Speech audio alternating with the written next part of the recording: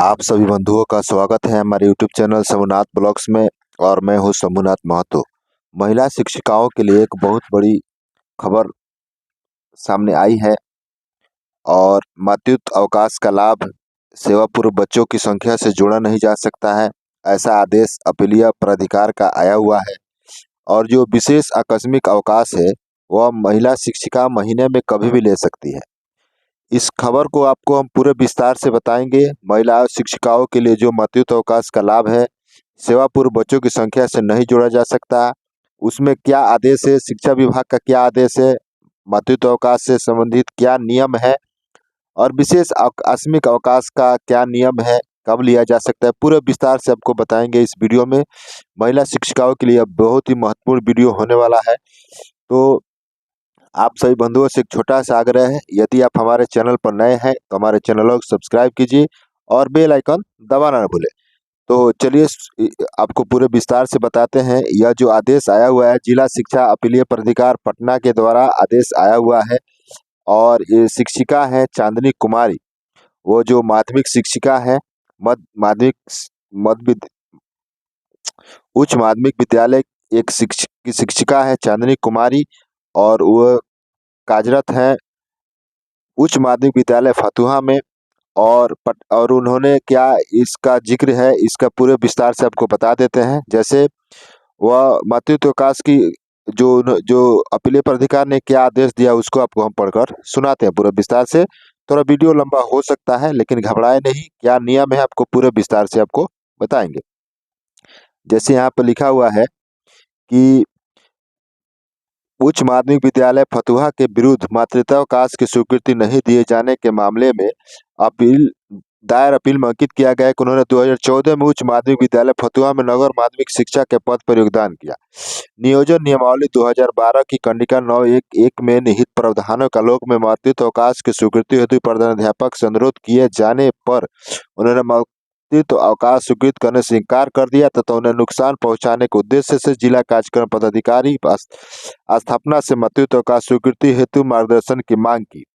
और ये जो विद्यालय के प्रधानाध्यापक से उन्होंने अवकाश के लिए मातृत्व अवकाश के लिए आवेदन दिया तो उन्होंने मार्गदर्शन मांग किया। अपने विद्यालय के प्रधानाध्यापक ने मार्गदर्शन मांग की मातृत्व अवकाश दिया जाए कि नहीं अपने जिला कार्यक्रम पदाधिकारी स्थापना से।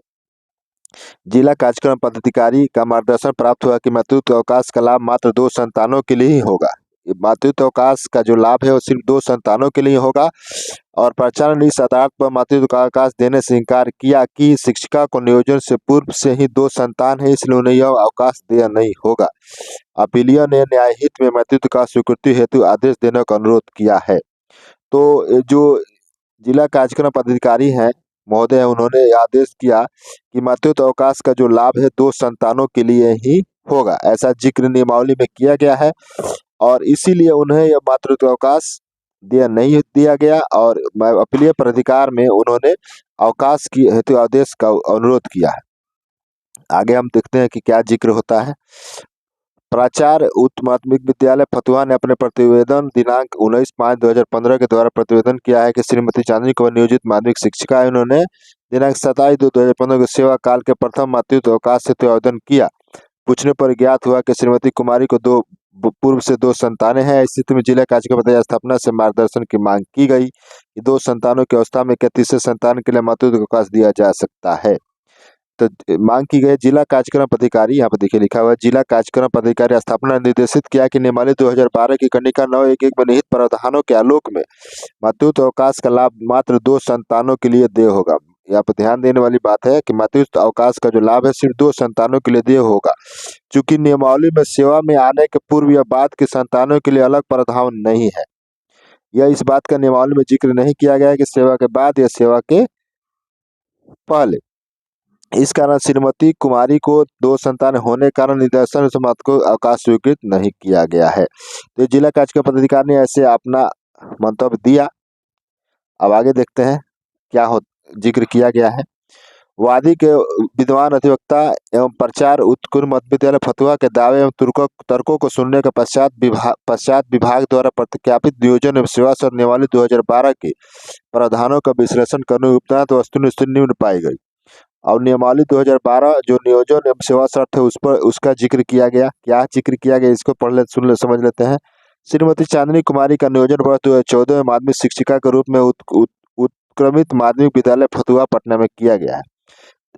दिनांक 27/2/15 को उन्होंने सेवा काल के प्रथम मातृत्वावकाश हेतु आवेदन किया, जिसे विद्यालय के प्राचार्य ने जिला कार्यक्रम पदाधिकारी से मार्गदर्शन मांगे। जिला कार्यक्रम पदाधिकारी स्थापना से 12 मार्गदर्शन अस्पष्ट है।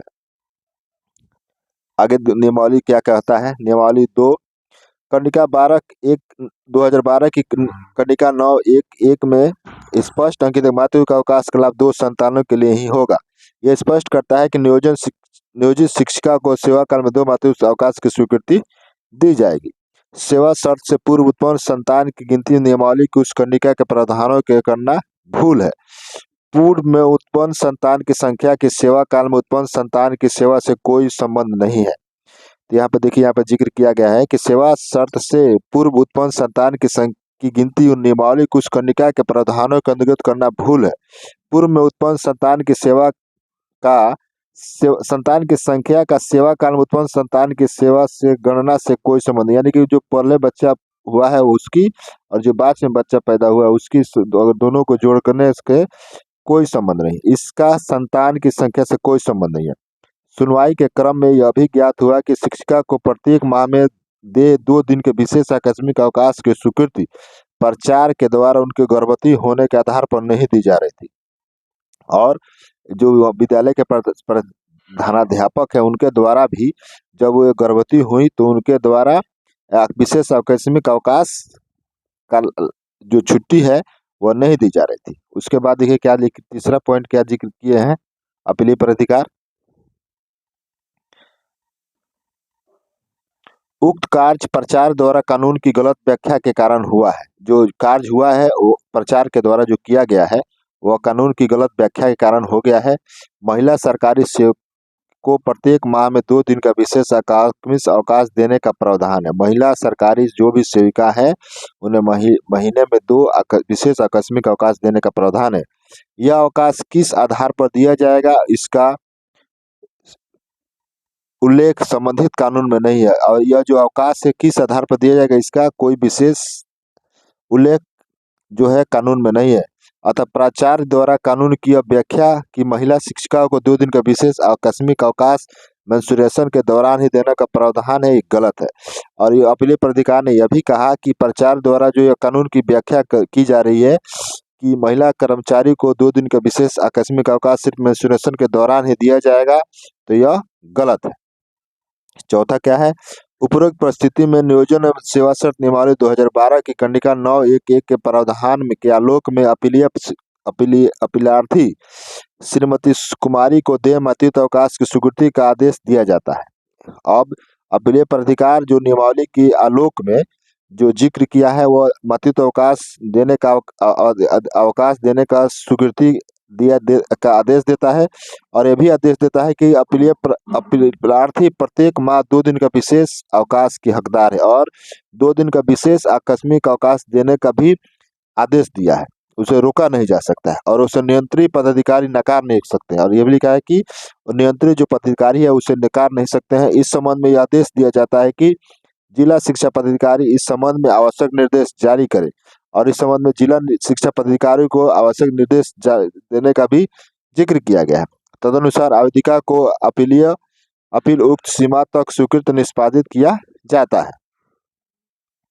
यह ऐसा 2015 में यह ऐसा आदेश आया हुआ है, और जिला शिक्षा अपीलीय प्राधिकार पटना के द्वारा। आप सभी अगर आपको हमारा वीडियो अच्छा लगा हो तो इस दोस्तों बंधु शेयर कीजिए ताकि वो भी इसका लाभ उठा सके। तब तक मिलते हैं दूसरे वीडियो में। जय हिंद, वंदे मातरम।